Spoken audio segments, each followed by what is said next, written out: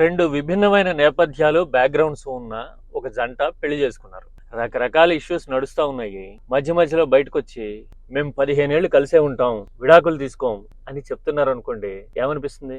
Something is happening, ఏమైనా జరగచ్చేమో అని అనుకుంటారు కదా. అంతా సవ్యంగా ఉంటే విడాకులు తీసుకోం అని ఎందుకు చెప్తారు పదే పదే? అవునా కదా?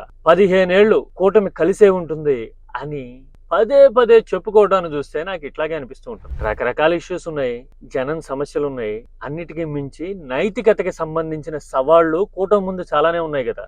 ఎమ్మెల్యేలు నగ్న వీడియోలతో దొరికిపోవడం లాంటి ఇష్యూస్ ఉన్నాయి. ప్రజాప్రతినిధుల మీద ఆరోపణలు లాంటివి అయితే కోకొల్లలు చెప్పనే ఎక్కర్లా. అలాంటి వాటి మీద కనీసం మనం సమాధానం చెప్పడం గాని, సంజాయిషి ఇచ్చుకోవటం గాని అసలు చేయటమే లేదు కదా. చేయకపోగా 15 ఏళ్ళు కలిసే ఉంటాం అని చెప్పుకోవడం చూస్తా ఉంటే ఏంటి సర్వైవల్ మీద ఇంత సందేహాలు ఉన్నాయా?